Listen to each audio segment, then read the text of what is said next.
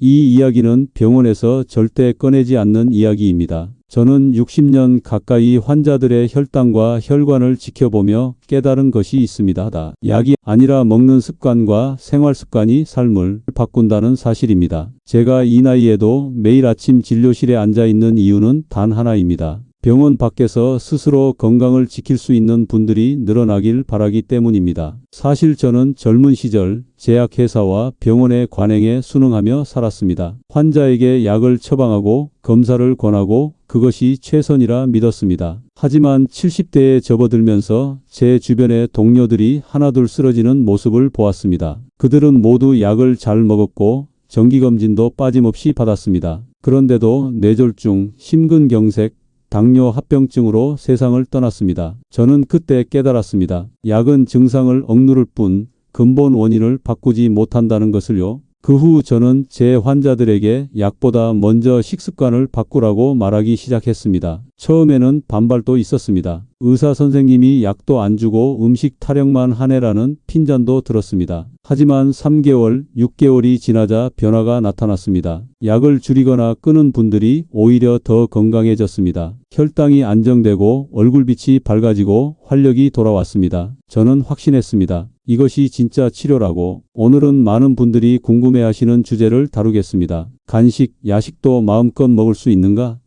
당뇨 환자분들은 늘 배고픔과 싸웁니다. 혈당이 오를까 두려워 조금만 먹고 밤이 되면 허기가 밀려와 잠을 설칩니다. 하지만 저는 단언합니다. 올바른 선택만 한다면 간식도 야식도 즐길 수 있습니다. 오늘 제가 60년 임상 경험과 최신 의학 근거를 바탕으로 혈당, 스파이크 없이 배부르게 먹을 수 있는 4가지 간식과 안전한 야식 운영법을 낱낱이 공개하겠습니다. 이 이야기가 도움이 되신다면 구독과 좋아요로 함께해 주세요. 여러분의 건강한 노후를 응원합니다. 여러분은 마음껏이라는 단어를 들으면 무엇이 떠오르십니까? 배 터지게, 무제한, 걱정 없이? 하지만 의학적으로 마음껏은 전혀 다른 의미입니다. 그것은 양의 문제가 아니라 질의 문제입니다. 혈당을 급격히 올리지 않으면서도 포만감을 주는 음식을 선택하는 것, 그것이 진짜 마음껏의 의미입니다. 먼저 당뇨 전 단계와 당뇨의 기준을 명확히 알아야 합니다. 당뇨 전 단계는 공복 혈당이 100에서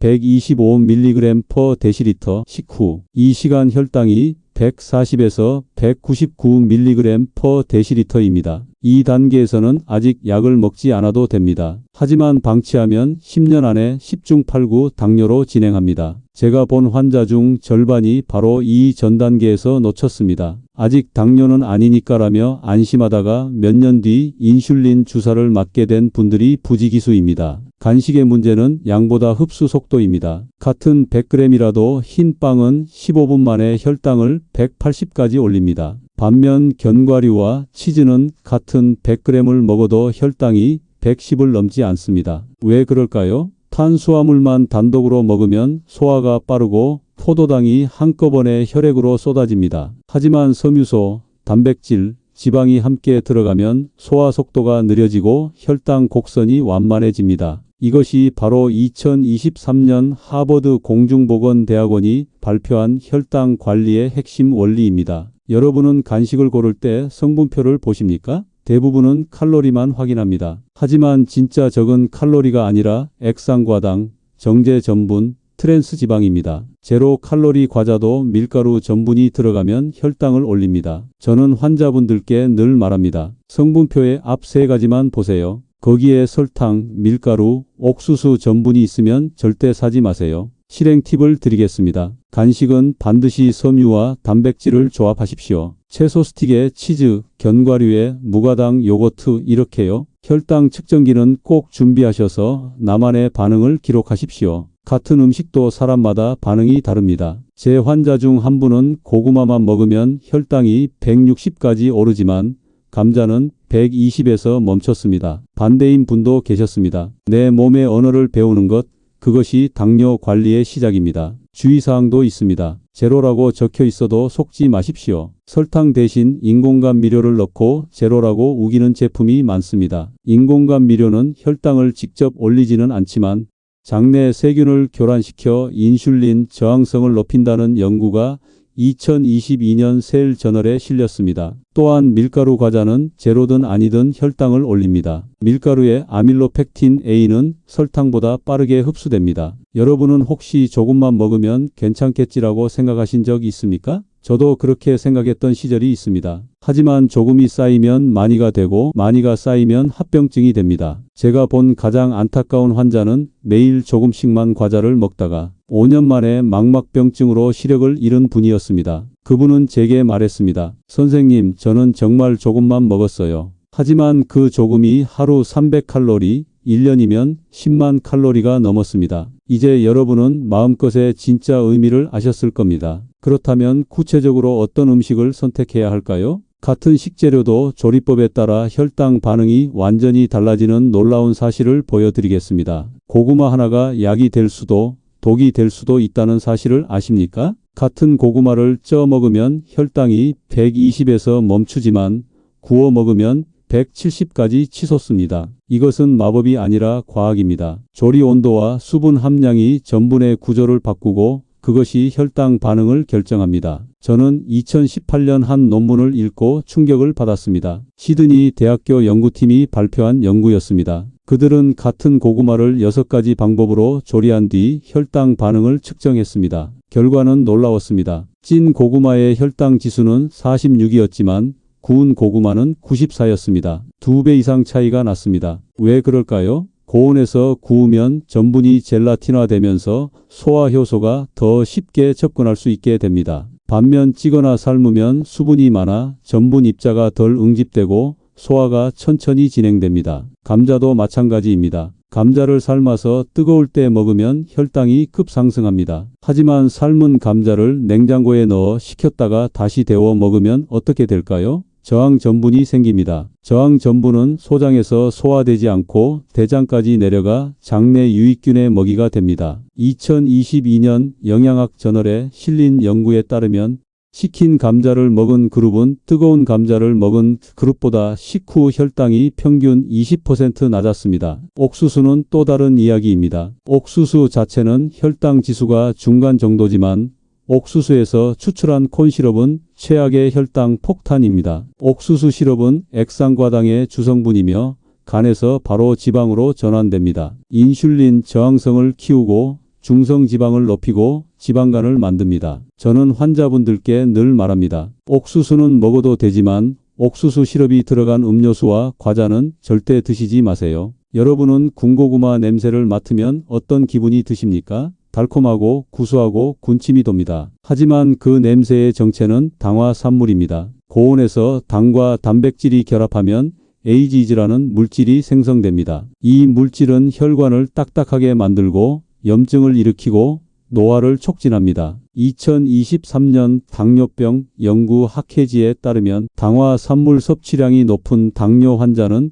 혈관 합병증 위험이 30% 이상 높았습니다. 실행 팁을 구체적으로 드리겠습니다. 고구마는 찌거나 삶아서 껍질째 소량만 드십시오. 껍질에는 섬유소와 항산화 물질이 풍부합니다. 분량은 주먹 반 개에서 1개 정도, 80에서 120g이 적당합니다. 감자는 삶아서 냉장고에 넣었다가 다음날 전자레인지에 살짝 데워 드십시오. 옥수수는 통옥수수를 삶아 먹되 옥수수 통조림과 옥수수 시럽이 든 가공식품은 피하십시오. 주의사항도 빼놓을 수 없습니다. 신장 기능이 약한 분들은 고구마와 감자의 칼륨 함량을 조심해야 합니다. 칼륨이 과도하게 쌓이면 심장 박동에 문제가 생길 수 있습니다. 만성 콩팥병 3단계 이상이라면 반드시 주치의와 상담 후 섭취량을 정하십시오. 또한 감자와 고구마를 생으로 먹는 것은 권장하지 않습니다. 생전분은 소화가 어렵고 위장 장애를 일으킬 수 있습니다. 특히 고구마에 포함된 트립신 억제제는 단백질 소화를 방해하므로 익혀 먹는 것이 안전합니다. 여러분 중에는 그래도 군고구마가 너무 좋은데라고 생각하시는 분도 계실 겁니다. 저도 압니다. 겨울 저녁 뜨끈한 군고구마 한 개가 주는 위안을요. 하지만 그 순간의 만족이 10년 후 합병증으로 돌아온다면 어떻게 하시겠습니까? 선택은 여러분의 몫입니다. 다만 저는 60년간 수천 명의 환자를 보며 배웠습니다. 작은 선택이 큰 운명을 만든다는 것을요. 이제 조리법의 중요성을 아셨으니 구체적으로 어떤 간식을 선택해야 할지 궁금하실 겁니다. 다음 장에서는 당뇨 환자도 안심하고 즐길 수 있는 5가지 간식을 소개하겠습니다. 그중 한 가지는 여러분이 전혀 예상하지 못한 음식일 겁니다. 첫 번째 간식은 생고구마입니다. 생고구마를 먹으라고요?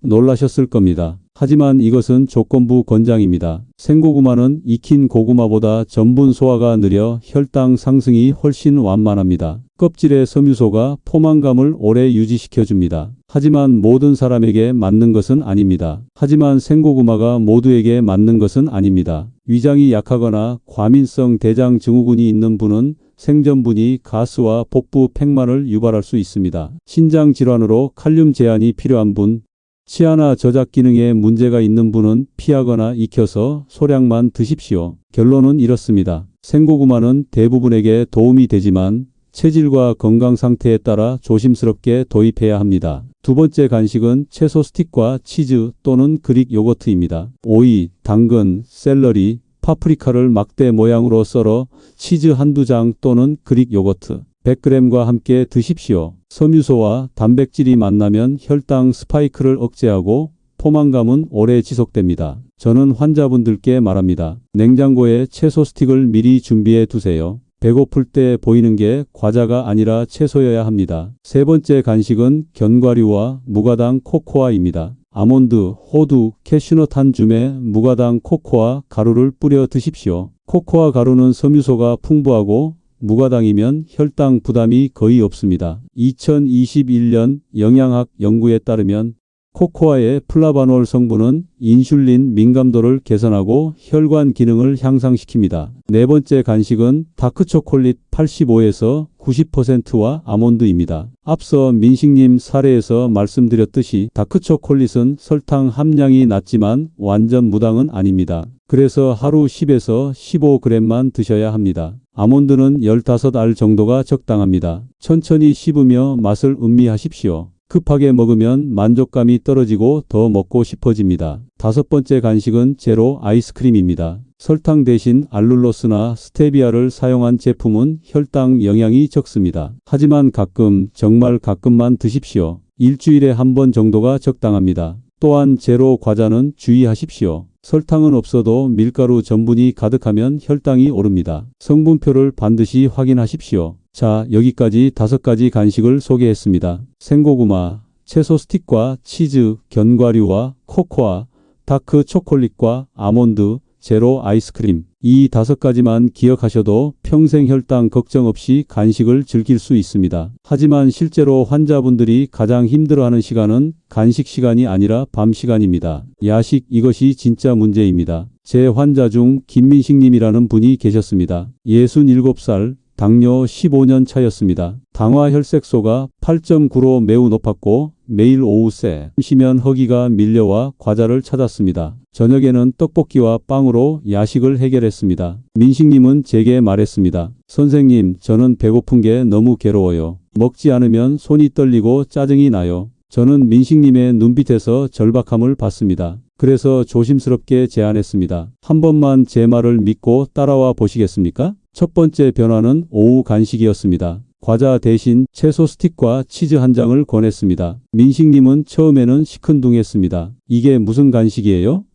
하지만 일주일 후 민식님은 놀란 표정으로 말했습니다. 선생님, 신기하게도 배가 덜 고파요. 그리고 오후에 졸린 게 사라졌어요. 저는 설명했습니다. 과자는 혈당을 급격히 올렸다가 뚝 떨어뜨립니다. 그래서 더 배고프고 졸린 겁니다. 하지만 치즈와 채소는 혈당을 천천히 올리고 오래 유지시킵니다. 두 번째 변화는 저녁 간식이었습니다. 쿠키 대신 다크초콜릿 10g과 아몬드 15g을 권했습니다. 민식님은 의심했습니다. 초콜릿도 먹어도 되나요?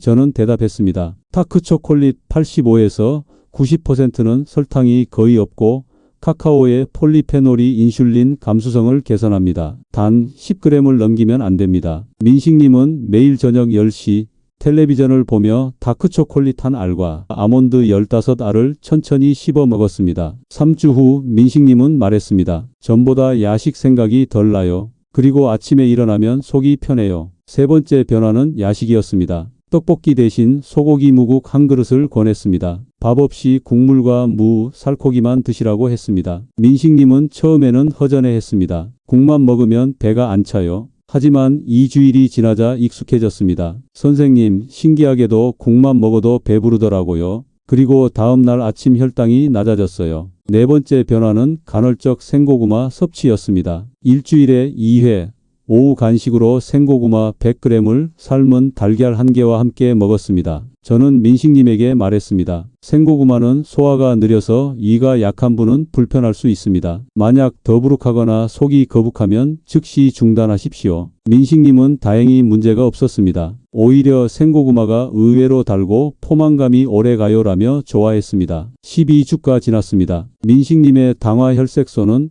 8.9에서 6.2로 떨어졌습니다. 공복 혈당은 130에서 106으로 안정됐습니다. 민식님은 제게 말했습니다. 선생님, 제가 30년 전으로 돌아간 기분이에요. 밤에 허기가 줄고 아침이 가벼워요. 무엇보다 음식에 대한 두려움이 사라졌어요. 이제 저는 무엇을 먹어야 할지 압니다. 저는 민식님의 손을 꽉 잡았습니다. 민식님, 이제 약이 아니라 음식으로 건강을 지키는 법을 아시게 됐습니다. 민식님의 사례는 특별한 것이 아닙니다. 간식과 야식을 올바르게 조절하면 누구나 이런 변화를 경험할 수 있습니다. 중요한 것은 무조건 참는 것이 아니라 올바른 선택을 하는 것입니다. 그렇다면 구체적으로 야식은 어떻게 관리해야 할까요? 이제는 안전한 야식 운영법과 실전 레시피를 자세히 알려드리겠습니다. 밤 10시 텔레비전을 보다가 갑자기 배가 고파집니다. 냉장고 앞에 서서 고민합니다. 라면 한 봉지 아니면 빵 한 조각? 하지만 두렵습니다. 먹으면 혈당이 오를 것 같고 안 먹으면 잠이 안 올 것 같습니다. 이런 경험 있으십니까? 저는 수백 명의 환자에게서 같은 고민을 들었습니다. 그리고 답을 찾았습니다.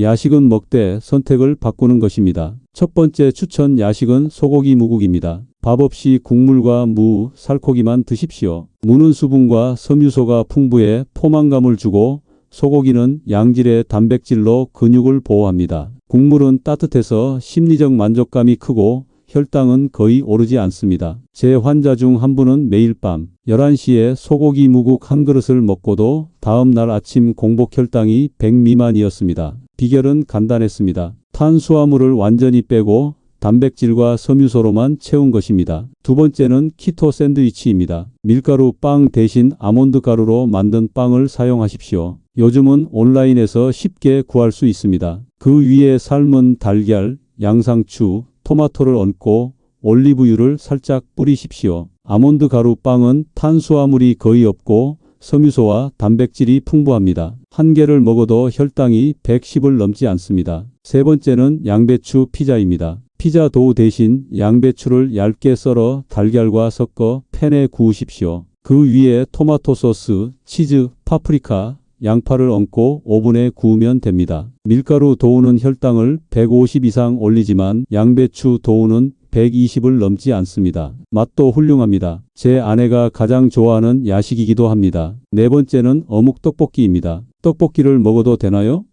놀라셨을 겁니다. 하지만 떡을 빼면 됩니다. 어묵, 양배추, 대파, 버섯을 넣고 소스는 고춧가루, 간장, 알룰로스, 마늘로 만드십시오. 떡 없는 떡볶이가 이상하게 들리지만 먹어보면 충분히 만족스럽습니다. 어묵의 단백질과 채소의 섬유소가 배를 채우고 매운맛이 심리적 만족감을 줍니다. 물 마시는 타이밍도 중요합니다. 많은 분들이 식사 중에 물을 많이 마십니다. 하지만 2022년 일본 오사카 대학 연구에 따르면 식사 중 과도한 수분 섭취는 음식의 소화 속도를 빠르게 해서 혈당 스파이크를 유발할 수 있습니다. 반면 식후 30분 이후에 천천히 물을 마시면 혈당이 안정적으로 유지됩니다. 하지만 이것도 사람마다 다릅니다. 어떤 분은 식사 중에 물을 마셔도 혈당이 안정적입니다. 그래서 반드시 혈당 측정기로 나만의 패턴을 확인하십시오. 제 아내의 이야기를 들려드리겠습니다. 아내는 야식 과자를 끊지 못해 번번이 실패했습니다. 저녁을 먹고 2시간만 지나면 배가 고파서 과자 봉지를 뜯었습니다. 한 개만 먹으려 했지만 손이 멈추지 않았습니다. 결국 한 봉지를 다 먹고 죄책감에 시달렸습니다. 아침에 일어나면 공복 혈당이 140을 넘었고 몸이 무겁고 머리가 아팠습니다. 저는 아내를 설득하는 대신 환경을 바꿨습니다. 첫째, 집안에서 과자와 빵을 모두 치웠습니다. 냉장고에도 찬장에도 서랍에도 단 한 개도 남기지 않았습니다. 아내는 처음에는 불만을 표했습니다. 당신이 왜 내 음식까지 간섭해? 하지만 저는 단호했습니다. 당신이 건강해야 내가 편하게 늙을 수 있어. 둘째, 거실 테이블 위에 채소와 견과류, 다크초콜릿 90% 한 줄을 보이는 자리에 두었습니다. 배고프면 바로 손이 가도록 말입니다. 셋째, 저녁 식사 메뉴를 바꿨습니다. 저녁상에 반드시 맑은 국을 올렸습니다. 소고기 무국, 북어국, 조갯국, 미역국, 국물이 많으면 배가 부르고 야식 생각이 줄어듭니다. 넷째, 텔레비전 앞에는 보이차를 준비했습니다. 보이차는 기름기를 분해하고 따뜻해서 심리적 안정감을 줍니다. 아내는 텔레비전을 보다가 배고프면 보이차를 한 잔 마셨습니다. 일주일이 지나자 변화가 나타났습니다. 아내는 과자 대신 채소 스틱과 치즈를 집어들었습니다. 처음에는 싱거웠는데 먹다 보니 입맛이 바뀌었어요. 2주일 후 아내는 다크초콜릿 한 알로 만족했습니다. 이상하게 과자보다 이게 더 맛있어요. 그리고 먹고 나면 속이 편해요. 3주일 후 아침 공복 혈당이 128에서 106으로 떨어졌습니다. 아내는 말했습니다. 여보, 신기해요. 배는 부른데 졸리지 않아요. 그리고 아침에 일어나면 개운해요. 저는 아내를 보며 깨달았습니다. 의지력으로 습관을 바꾸는 것은 어렵습니다. 하지만 환경을 바꾸면 자연스럽게 습관이 따라옵니다. 집에 과자가 없으면 먹을 수 없습니다. 눈에 보이는 것이 채소라면 채소를 먹게 됩니다. 이것이 바로 행동경제학에서 말하는 넛지 효과입니다. 2023년 하버드 공중보건대학원이 발표한 연구에서도 같은 결과가 나왔습니다. 건강한 음식을 눈에 잘 띄는 곳에 두고 불건강한 음식을 치우면 자연스럽게 식습관이 개선됩니다. 여러분의 집 냉장고에는 무엇이 있습니까? 과자 봉지입니까?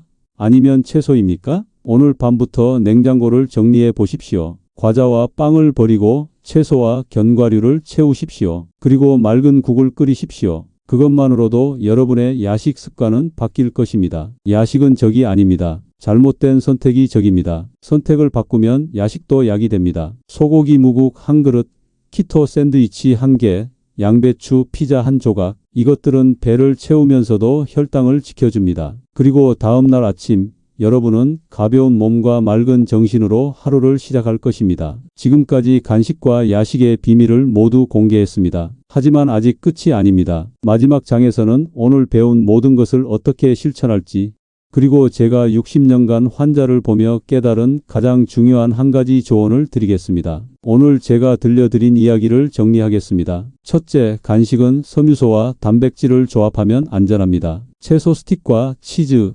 견과류와 요거트, 다크초콜릿과 아몬드. 이것들은 혈당을 급격히 올리지 않으면서도 포만감을 줍니다. 둘째, 조리법이 혈당을 바꿉니다. 찌고 삶으면 혈당 반응이 완만하고 굽고 튀기면 혈당이 급상승합니다. 군고구마와 튀긴 감자는 피하십시오. 셋째, 생고구마는 간식으로 유리하지만 모두에게 맞는 것은 아닙니다. 소화 기능, 신장 건강, 치아 상태에 따라 조심스럽게 도입하십시오. 위장이 약하거나 칼륨 제한이 필요하다면 익혀서 소량만 드십시오. 넷째, 코코아, 카카오 닙스, 다크초콜릿 소량, 채소와 치즈, 제로, 아이스크림 가끔은 좋은 선택지입니다. 다섯째, 야식은 고깃국 한 그릇이 가장 안전합니다. 밥 없이 국물과 살코기, 무만 드십시오. 제가 60년간 환자를 보며 가장 안타까웠던 순간은 환자가 포기할 때였습니다. 선생님, 저는 이미 늦었어요. 당뇨 20년째인데 이제 와서 무슨 소용이 있겠어요?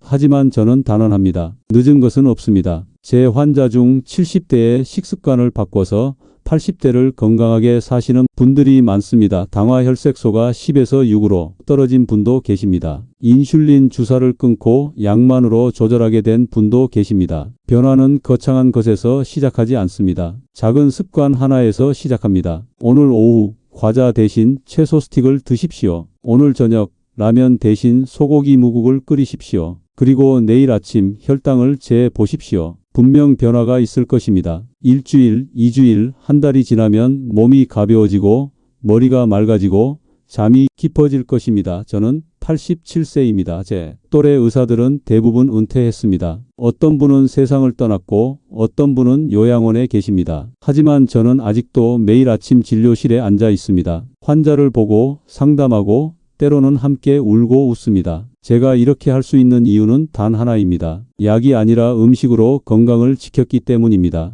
저는 40대부터 간식과 야식을 철저히 관리했습니다. 과자와 빵을 끊었고 고깃국과 채소로 배를 채웠습니다. 처음에는 어려웠습니다. 동료들이 회식 후 치킨을 먹을 때 저는 혼자 샐러드를 먹었습니다. 명절에 가족들이 떡을 먹을 때 저는 고구마를 쪘습니다. 외로웠습니다. 하지만 지금 돌아보니 그 선택이 제 인생을 바꿨습니다. 제 혈당은 70대에도 공복 90대를 유지했고 80대인 지금도 100을 넘지 않습니다. 혈압은 120에 80이고 콜레스테롤도 정상입니다. 약은 단 한 알도 먹지 않습니다. 매일 아침 3km를 걷고 저녁에는 아내와 산책을 합니다. 지난주에는 손주와 등산을 다녀왔습니다. 손주가 말했습니다. 할아버지, 저보다 빠르세요. 저는 웃으며 대답했습니다. 음식을 잘 먹으면 누구나 이렇게 살 수 있단다. 여러분도 할 수 있습니다. 나이는 숫자에 불과합니다. 지금 50대라면 70대를 준비하십시오. 60대라면 80대를 준비하십시오. 70대라면 90대를 준비하십시오. 준비는 간단합니다. 오늘 저녁 한 끼, 내일 아침 한 끼를 바꾸는 것입니다. 그 작은 변화가 쌓이고 쌓여서 10년 후 여러분의 모습을 완전히 바꿀 것입니다. 제가 마지막으로 드리고 싶은 말은 이것입니다. 내일 저녁부터 작은 습관 하나만 바꿔보세요. 그 변화가 여러분의 노후 건강을 완전히 달라지게 할 수 있습니다. 오늘은 간식을 바꾸고 야식은 국으로 바꿔보십시오. 그리고 반드시 혈당 측정기로 나만의 데이터를 확인하시길 바랍니다. 혈당 측정기는 여러분의 몸이 보내는 신호를 읽는 도구입니다. 그 신호를 듣고 이해하고 따르십시오. 그러면 여러분의 몸은 반드시 답할 것입니다. 저는 앞으로도 계속 여러분께 진짜 건강 이야기를 들려드리겠습니다. 병원에서 절대 꺼내지 않는 이야기,